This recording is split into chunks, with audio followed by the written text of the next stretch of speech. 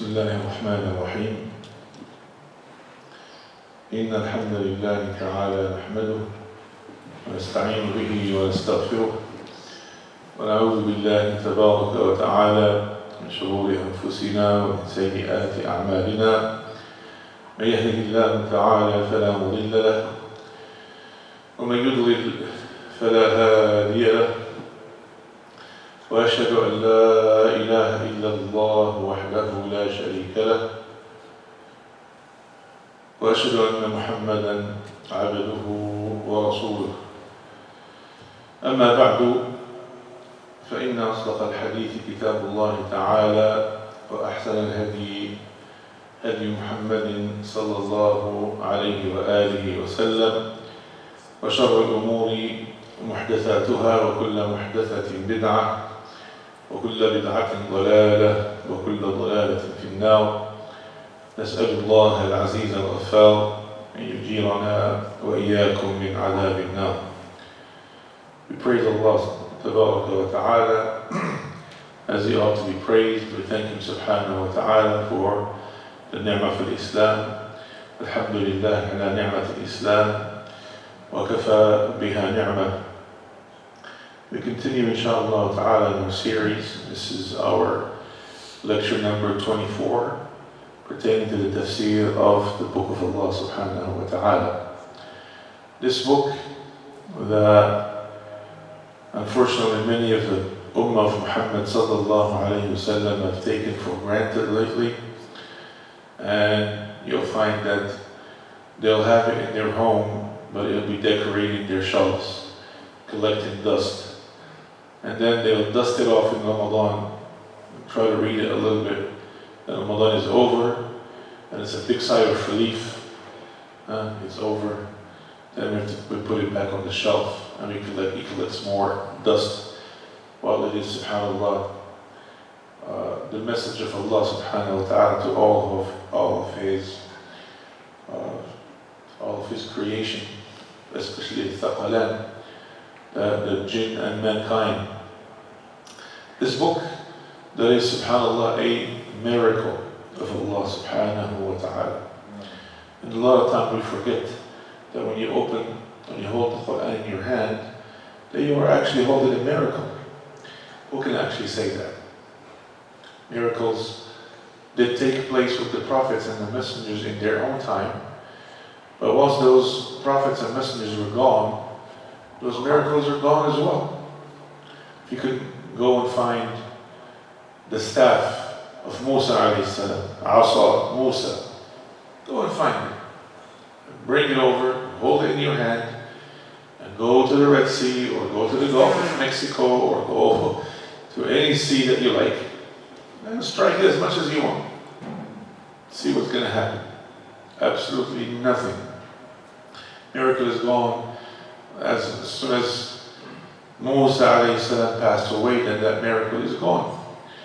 The miracles of Isa alayhi salam, bringing back the dead with the will of Allah ta'ala, and healing the blind and the leopard, and so on and so forth. All these miracles, subhanAllah, but the miracle of Muhammad sallallahu alaihi wasallam, the very first miracle that started with Iqra, read, recite, and ended with, according to the scholars, two opinions. Some say the last ayah that was revealed is اليوم أكملت لكم دينكم وأتممت عليكم نعمتي. This day I have completed your religion for you and completed my favor upon you. Some say قال بعضهم أن آخر آية قد أنزلت على النبي صلى الله عليه وسلم قوله تبارك وتعالى واتقوا يوما ترجعون فيه إلى الله. Surah Al-Baqarah. Fear and have piety, or beware of a day that you will be returned to Allah subhanahu wa ta'ala. Incidentally, the Prophet alludes to this concept of the miracle in one of his ahadith sallallahu alayhi wa alihi wa sallam, قال صلى الله عليه وسلم حديث أخرجه مسلم عن ابن عباس قال صلى الله عليه وسلم Prophet صلى الله عليه وسلم the amazing thing is that he's alluding to the fact that the miracle of the Quran will be till the end. قال ما من الأنبياء من نبي إلا قد أعطي من الآيات ما مثله آمن عليه البشر وفي رواية ما على مثله آمن البشر.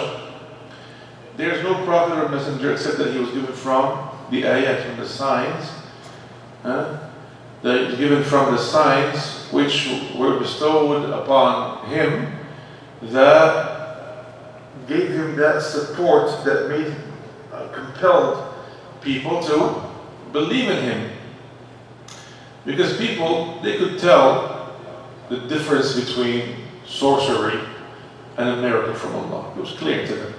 So he said there's no prophet or messenger except that he was given from the signs, from the ayat, that compelled people to believe in him. SubhanAllah. قال وإنما كان الذي أوتيت وحيا أوحى الله إليه. But the miracle that I was given is the actual revelation that Allah Ta'ala revealed to me. فأرجو أن أكون أكثرهم تابعا يوم القيامة. SubhanAllah. Said the miracle that I was given in is this revelation that Allah revealed to me. So I am hoping that I will have the greatest following on the day of resurrection. Why did he say that? Because of the power of the miracle, and of course the fact that the miracle will continue, will keep going, and even after the Prophet ﷺ is gone, there'll be followers, new followers joining, and new followers coming, new followers from every background and every color and every walk of life and every geographic location. Once they get in contact with the Quran, they read it, it enters their heart, and subhanAllah, they become from the ummah of Muhammad sallallahu alayhi wa sallam. This, ya ikhwa, is the reason for this particular series, is for us to get to know more and to get to understand this miracle of Allah subhanahu wa ta'ala, to get to understand it. May Allah ta'ala teach you and I that which we do not know, and remind you and I of that which we have forgotten. Inshallah ta'ala, will make it a little bit shorter than usual, as alhamdulillah I did not get any sleep last night and I'm not feeling that well. I came home at 4 o'clock in the morning after my little trip. So may Allah subhanahu wa ta'ala give you and I good health and barakah in our time. We're still still talking about that 5th rule, Qa'id al-Khamisa. And as I told you before, I spent a great deal of time in these rules, because if we understand these rules, it will make the rest of the way easier for us once we start tackling the different ayat and the different surah. Understanding these rules will make things easier for us. So the rule is العبرة بعموم اللفظ وليست بخصوص السبب. If you remember, so we said that the lesson is not from the specificity of the term or the phrase, but rather it is from the general meaning of it. The lesson and the moral is not from the specificity of the reason, but rather it is from the generality of the term, which means, in layman terms, that the meaning of an ayah that was revealed for a specific reason or incident is not limited to that incident. It goes beyond that incident. And we gave many examples, and I will brush up very quickly on example number 9 that we I talked about last week, but it was kind of quick. I'll brush up on it, inshallah ta'ala. The ayat that were revealed in Surah Al-Ma'idah, and they were almost in succession. These ayat, they fall under the category that we call al-mutashabihat, that someone that memorizes Quran will have trouble with and has to be careful with. And the ayat came in Al-Ma'idah 44, 45, and 47. 44 says, وَمَنْ لَمْ يَحْكُمْ بِمَا أَنزَلَ اللَّهُ فَأُولَٰئِكَ هُمُ الْكَافِرُونَ. 45, وَمَنْ لَمْ يَحْكُمْ بِمَا أَنزَلَ اللَّهُ فَأُولَٰئِكَ هُمُ الظَّالِمُونَ. 47, وَمَنْ لَمْ يَحْكُمْ بِمَا أَنزَلَ اللَّهُ فَأُولَٰئِكَ هُمُ الْفَاسِقُونَ. Subhanallah. So 3 different ayat, almost the same, but the last word is different. Whoever does not judge according to the rules of Allah, according to that which Allah legislated, those are al-kafirun. All of us know what that word means. The ones that are fallen in kufr.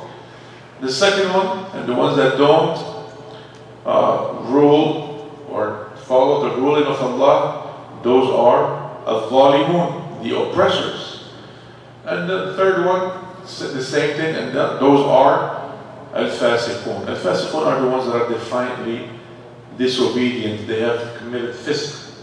Nas'alullah lana wa lakum al-afwa wal-afiyah. And I told you, this was revealed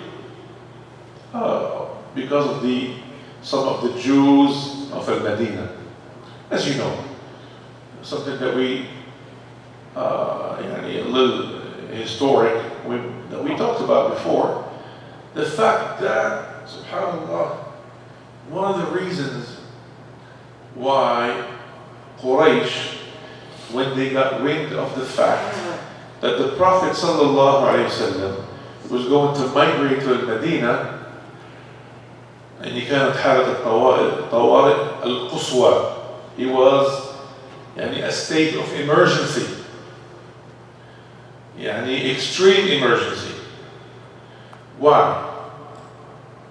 There are many reasons, but one of the main reasons, they're saying we are on the religion of paganism. We worship idols.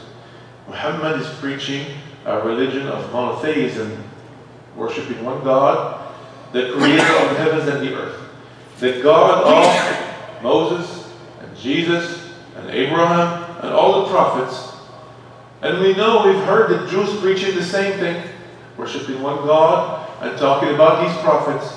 So therefore they say, not only the Arabs of Medina, the Aus and Khazraj, they're two powerful tribes, and they've already pledged allegiance to him, will follow him, but also he will have the Jews with him.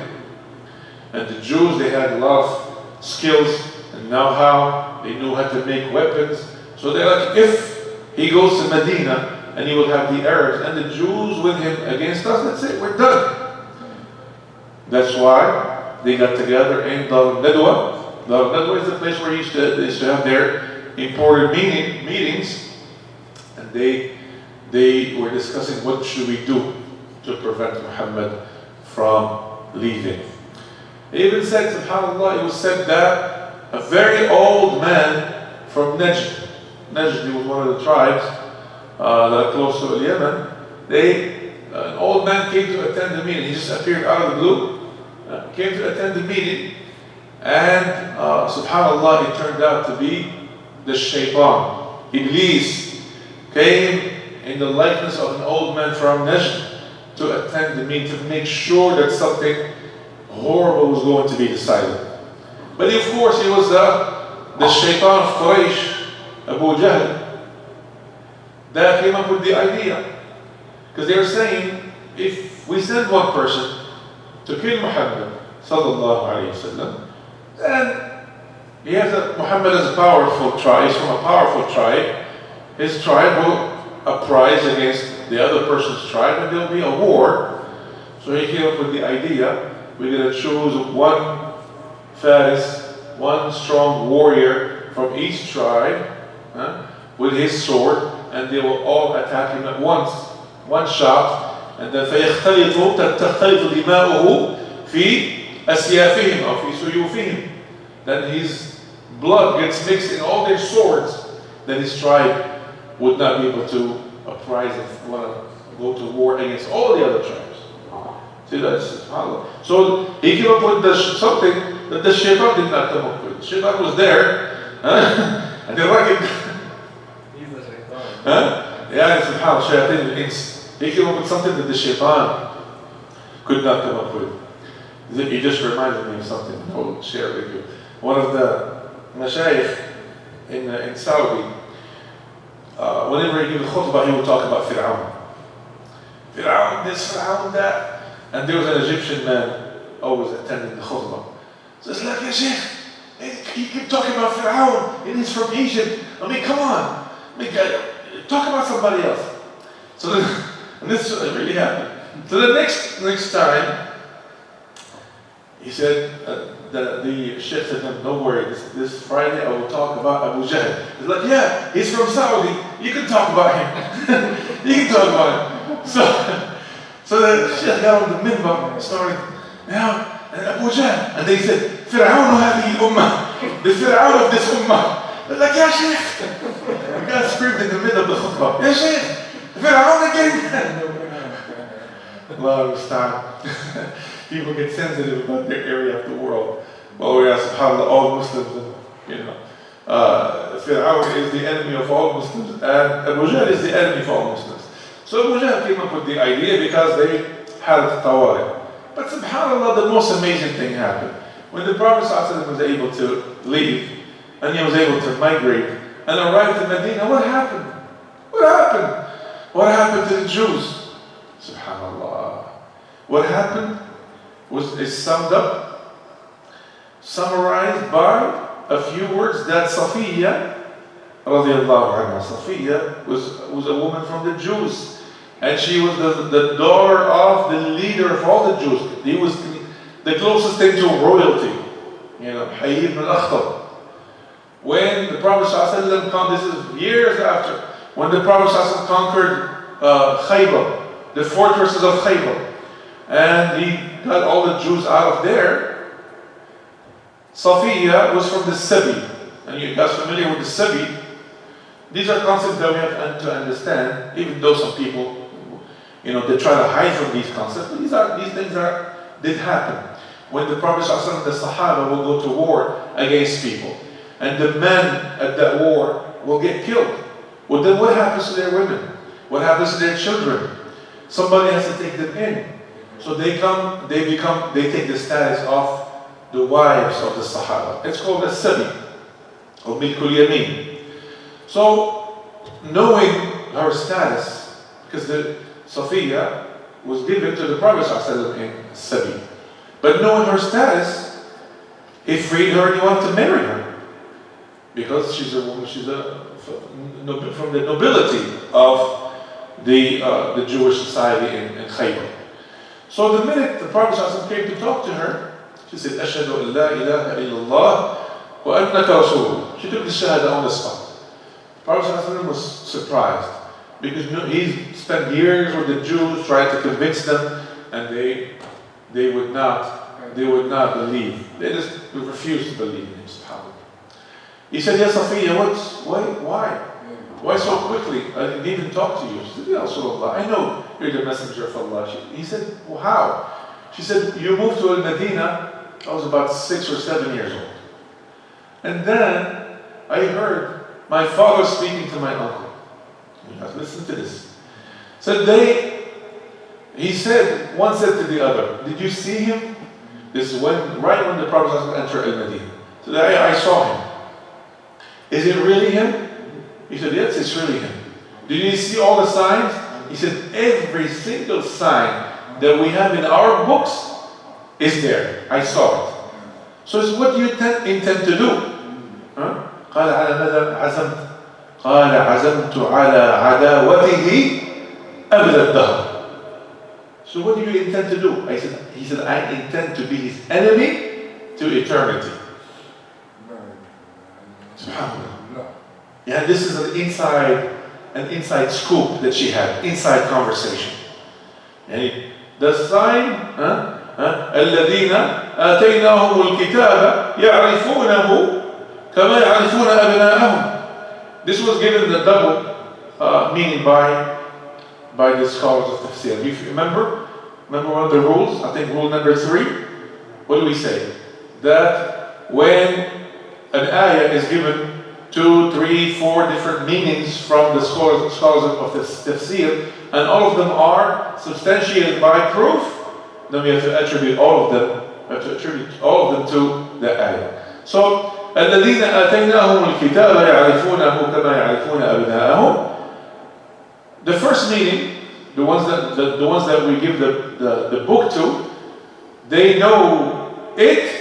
If you translate it, if you know it as they know their own kids, meaning they know the book as they know their own kids. That's the first meaning. And the second meaning is they know him as they know their own kids. Meaning the ones that we have given the book to, the people of the book, they know Muhammad sallallahu alaihi wasallam. If they see him, they would know him more than they know or as they would know their own kids. That's what it is. Every sign was there. You see him clearly. SubhanAllah. But the intelligent ones from them, they believed right away. Like who? The famous one. The famous scholar and rabbi of the Jews that came and he accepted Islam. Who is he? What's his name? Abdullah ibn Salam. And some scholars said Abdullah ibn Salam. ولكن الأولى أرجح. Abdullah ibn Salam. Why did you spoil it for me, man? Come on. Abdullah ibn Salam came to the Prophet ﷺ, and he asked him a few questions. And I don't want to go into those questions because it will take it from our time. He said, I will have 3 questions for you, only a prophet would know the answer. So you started question number 1, number 2, number 3. Prophet ﷺ smiled and said, right before you walked in, Jibreel came to me with the answer to your question. Right before you walked in. So he said, after the Prophet ﷺ answered the questions, he said, أشهد أن لا إله إلا الله وأنك رسول الله. He said, Ya Rasulullah, the Jews are people of treachery. Don't tell them that I have, and then, by the way, so that we make a difference.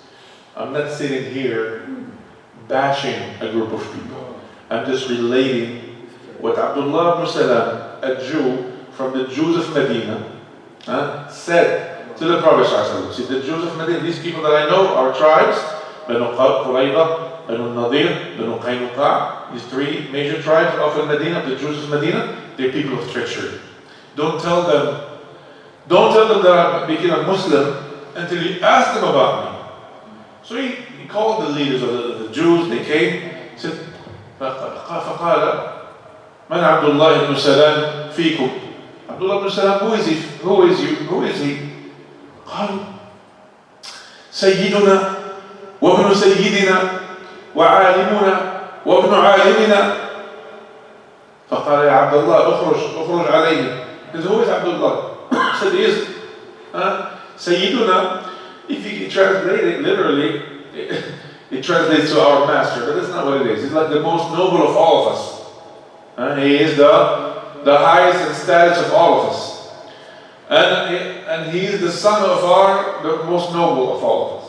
And he is our scholar and the most knowledgeable of all of us, and he is the son of the most knowledgeable of all of us. Look at that.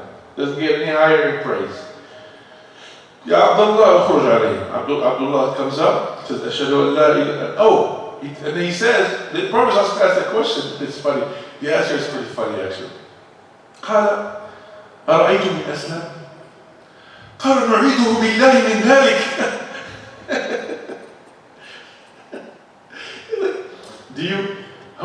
What do you say if he becomes a Muslim?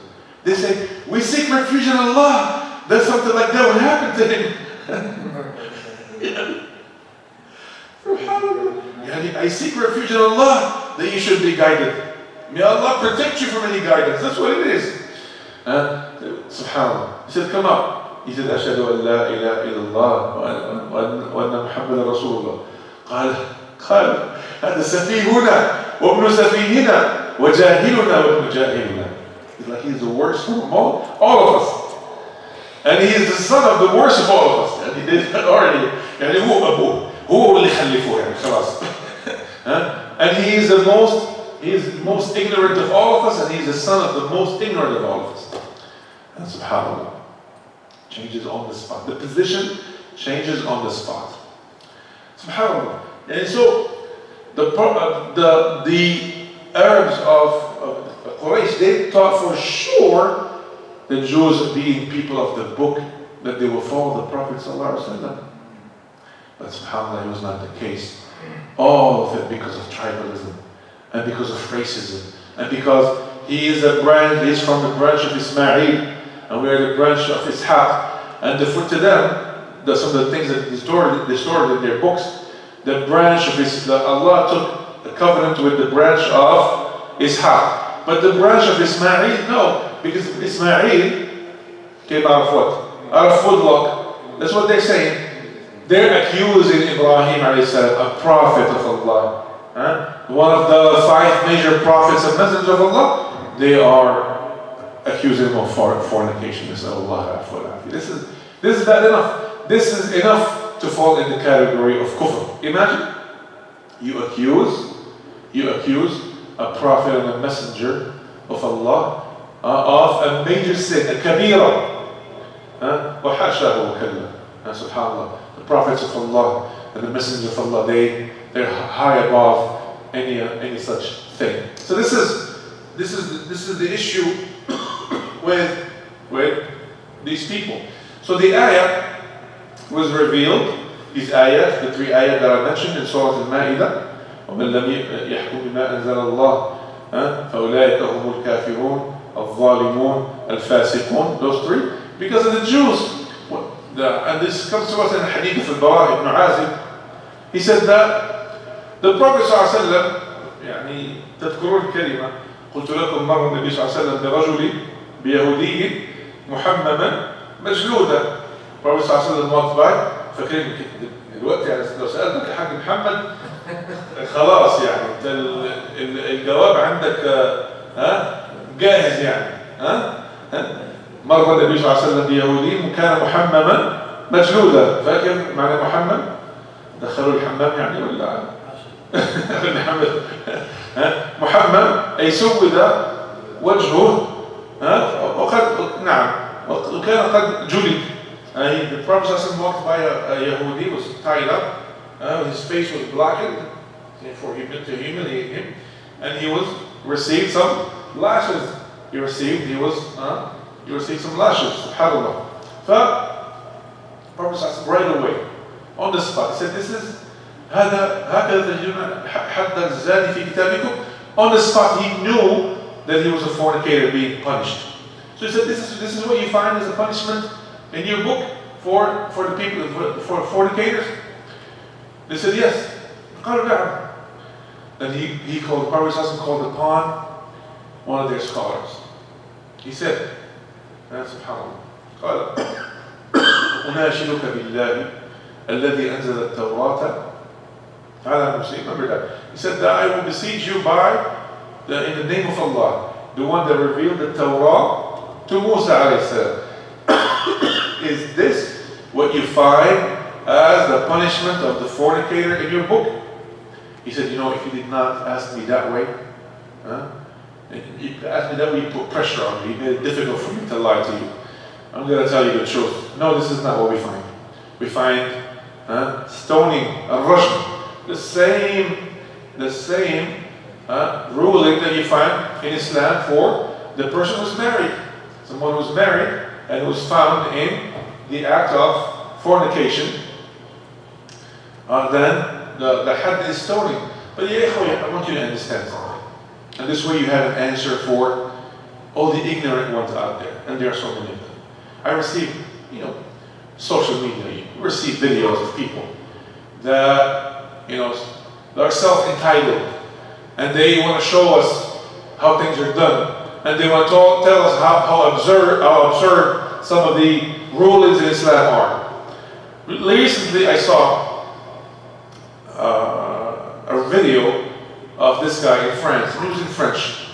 He's talking about how childish and absurd the rulings are in the Quran. So just like that. And by looking at his mug, looking at his face, you can tell he is the son of Muslims. But he decided to turn against Islam. Because subhanAllah, societies, and I know this firsthand because I've been in France many times, they try to teach atheism as much as they push it as much as possible. They push it down the throat of kids that grow up there, that go to school there. So this is what this person is trying to prove, that Islam is, just fabrication and this and that. So he's talking about this. He's talking about the had of fornication. And the fact that, what is, because you'll find that the ruling, when it's mentioned in the Quran, it's a sentence or two, it alludes to it. But the meat of the meat of it you'll find in the Sunnah, you find it in Tafsir. That's where you find the different, in fiqh, you find the different books of fiqh explaining what is considered fornication. But what this person, this imbecile here, what he doesn't understand is that the books of fiqh, they go to the minute detail. First of all, the fact that when someone finds, for example, may Allah Ta'ala protect you and I, finds his wife in the house with somebody else, then the first thing that he has to do is get 4 witnesses. 4, we talked about this before, 4 witnesses. Not only, and they cannot be witnesses that witness to we saw the man inside the house. No. They have to witness that they have seen the act of fornication taking place all the way. And you guys understand what I'm saying? And many things come with that. So, subhanAllah, Allah Ta'ala gave a rule that some people might find harsh, but He also made it very, very challenging to prove it. Very challenging to bring your case together. See? This is what these people don't understand. They say, cutting off the hand of the thief. No, as I explained to you before, this is an Islamic setting where you have Baytul Mal, the treasury. And Baytul Mal, the treasury, if someone is poor and homeless, the treasury will get him a home. And it will give him, and if he can, and find him a job. And if he can't work, the treasury will give him a salary. There will be enough for him to live. If he's not married, the treasury will pay the mahar for him to get married. If whatever he needs that he can provide for himself, the treasury, the Islamic treasury, from the money of zakat that has barakah, the treasury will provide for this person. That's an Islamic setting. When this is in place, and then someone goes and steals, subhanAllah, people have to be safe for their possessions. If all of this is given to a person where he doesn't have any needs whatsoever, and he goes and steals, then of course, then it becomes mandatory upon the ruler to administer the ruling of Allah, the hadd of Allah subhanahu wa ta'ala. But you look at the time of Umar radiallahu anhu. There was a year of famine, and a few people were caught stealing. What did he do? He let them go. So because, we're unable to provide for them what they need, we're unable to feed them, are they going to die from hunger? They had to steal. You understand? So he did not administer the punishment, the had of stealing. So these are things, people, they just start opening their mouth because they heard or they saw a passage where it talks about the actual punishment, but they don't know what's behind it. Everything that has to be in place for that punishment to come into effect. You understand? So I'm telling you this to all of us, that because people, they come to like to approach us and debate with us. Your rulings are barbaric. Well, first of all, can you think of, and this I've told many folks in different churches where I lectured at. I'm like, can you think of a society where there are no laws? And there's no accountability for people that break the law? They said, of course not. Well, that's why you have police, and you have courts, and you have jails, because people that break the law, and they disrupt other people's lives and make them feel unsafe for themselves and for their children and for their possessions and even the traffic system. Imagine that there was no traffic system in place and just everyone doing whatever they want. Chaos. Then how many casualties will have a day? Huh? You'll never feel safe leaving the house. Huh? So these things have to be reinforced. Similarly, Islam had put in place a system that reinforces the laws. And people that break the law and they're found guilty through a due process, then they have to pay the consequences of it. People have to understand this. And when they start talking about these rulings, they're too barbaric, inhumane, then you have to explain to them, subhanAllah, Allah subhanahu wa ta'ala is the one that created us. And He knows what will make people stop. Obviously, people go into jail, serving their sentences, coming out of jail. Do they stop? The majority. Yeah, the majority don't stop. They actually learn new skills. They make new connections, new contacts. They get that call. Hey, remember me? I was with you in cell number 35. Well, I got a job for you.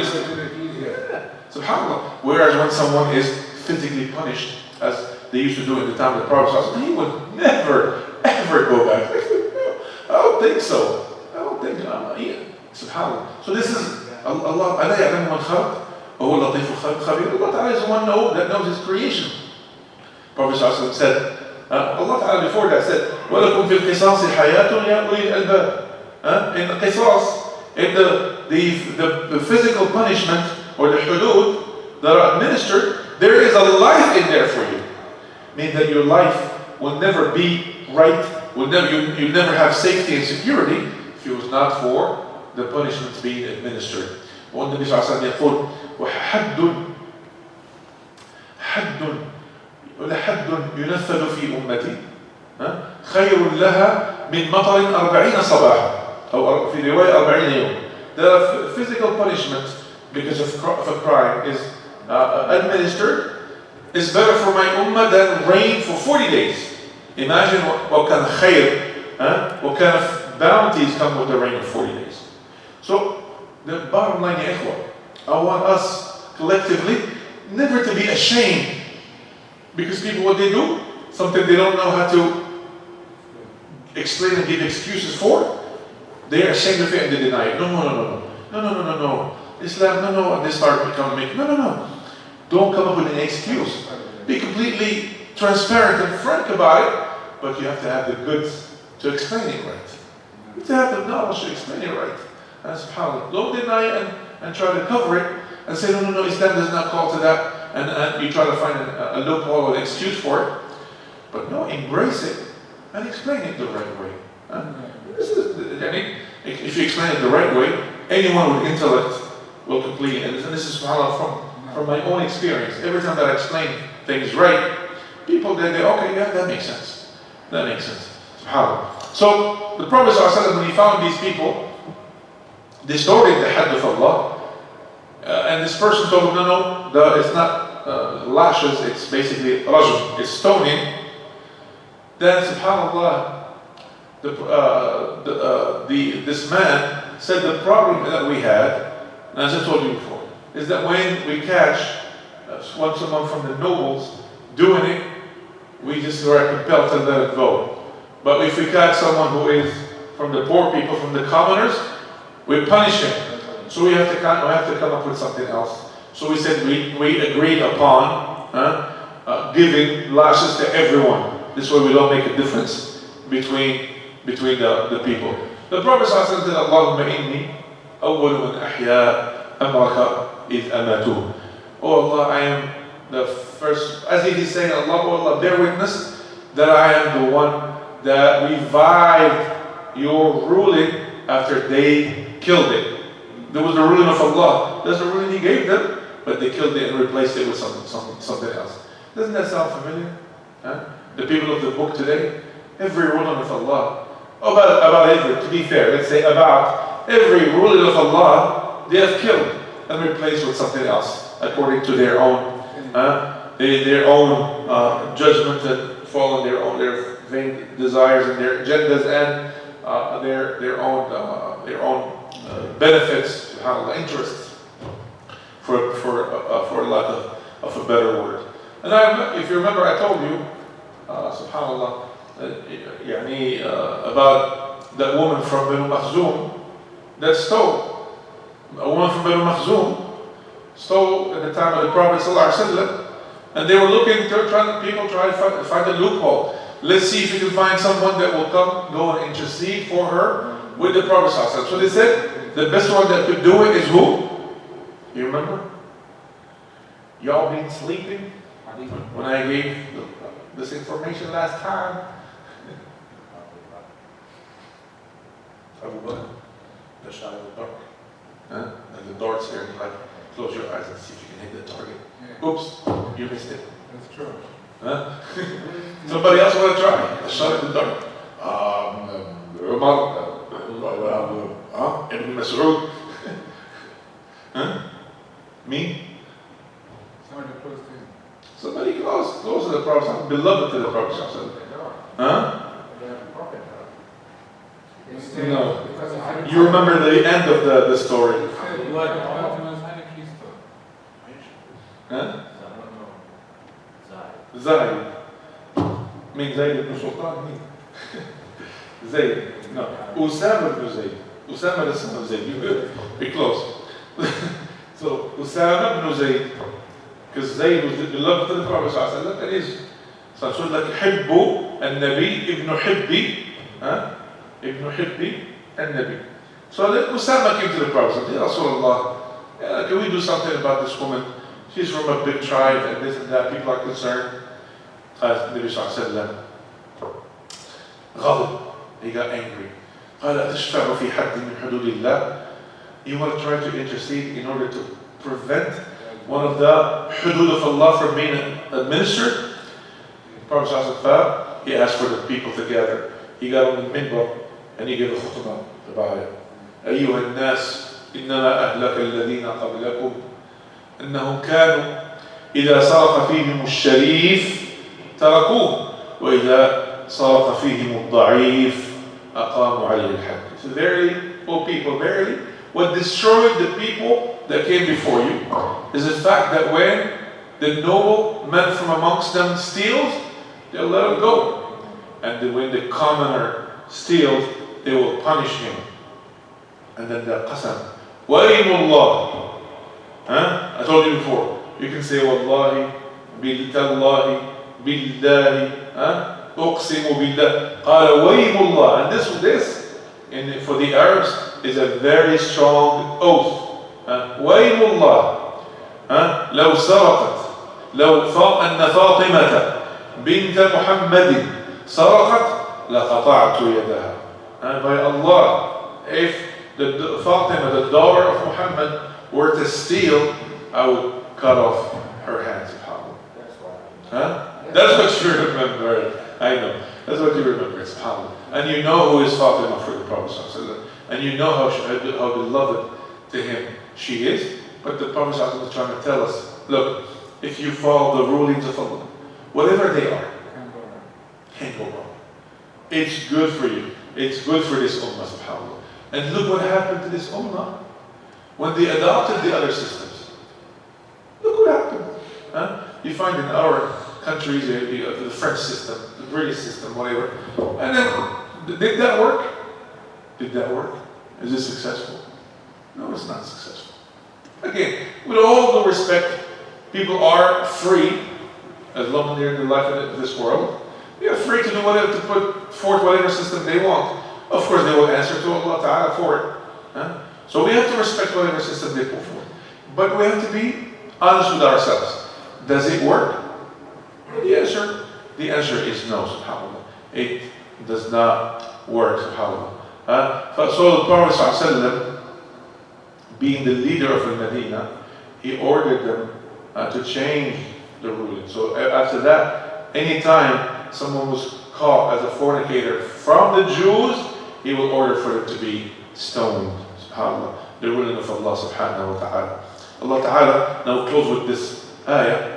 In the same surah, Allah ta'ala told his messenger, يا أيها الرسول لا يحزنك الذين يسارعون في الكفر. Don't be saddened by those that hasten towards kufr. من الذين قالوا آمنا بأفواههم ولم تؤمن قلوبهم. From the ones that say we believe with their mouth but their hearts did not believe. Who are these people?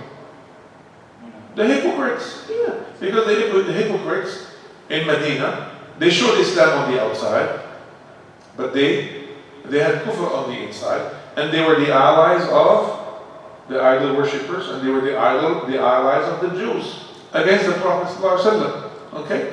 من الذين قالوا آمنا بأفواههم ولم تؤمن قلوبهم ومن الذين هادوا. And from the الذين هادوا, the ones that are from the Jewish community there of Medina, those three tribes. سماعون للكذب, the ones that hear, that listen to lies. سماعون لقوم آخرين لم يأتوا. They're the ones that listen to other people that didn't come and speak to you yet. يحرفون الكلمة من بعد مواضعه. SubhanAllah. They falsify and they change the words from their original state. They hear the ruling of Allah and they change it to something else. يقولون, and look, they have the audacity. يقولون إن أوتيتم هذا فخذوه وإن لم تؤتوه فاحذروا. They're warning people about against the Prophet ﷺ. If this is what you were given, what I'm showing you here, then take it. If you get anything else, then be careful. I'll be careful if I were you, because I don't know what that guy is preaching.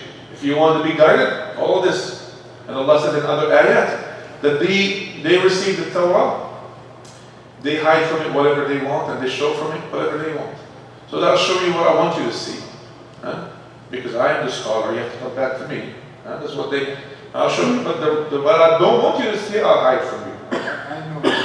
Huh? I know you don't know. I know it. And you don't need to know it. Right?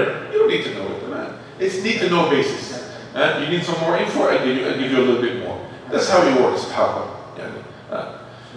يحرفون الكلمة من بعد مواضعه. يقول إن أوتيتم هذا فخذوه وإن لم تؤتوه فاحذروا. If it's what you were given, take it. If not the case, then I'd be careful if I were you. Look at that. ومن يريد الله فتنته فلن تملك له من الله شيئا. Over Allah.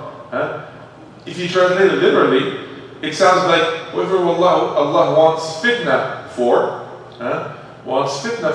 then you will not have the ability to protect him from it.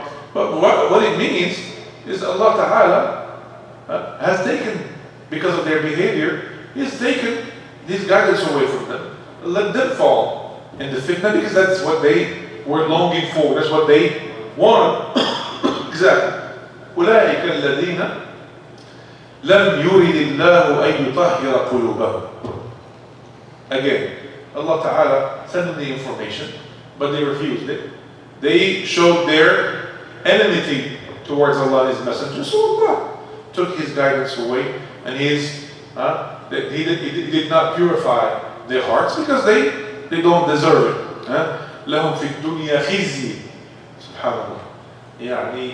And the word khizi, if I want to talk about the word khizi, SubhanAllah, it will take some time. But in a nutshell, khizi is the wrath of Allah, His anger, His displeasure, subhanahu wa ta'ala. وَلَهُمْ فِي الْآخِرَةِ. These two are connected. Whoever gets the displeasure of Allah in his life, what does he get the hereafter? وَلَهُمْ فِي الْآخِرَةِ عَذَابٌ عَظِيمٌ. And in the hereafter, they will get a grievous punishment. We ask Allah subhanahu wa ta'ala to make you and I from the ones that are guided. We ask Him subhanahu wa ta'ala to protect you and I from His guidance. We ask Him subhanahu wa ta'ala to make you and I truly from the ummah of Muhammad sallallahu alayhi wa sallam. أقول قولي هذا وأستغفر الله لي ولكم. سبحانك اللهم وبحمدك أشهد أن لا إله إلا أنت أستغفرك وأتوب إليك. والحمد لله رب العالمين وجزاكم الله خيرا.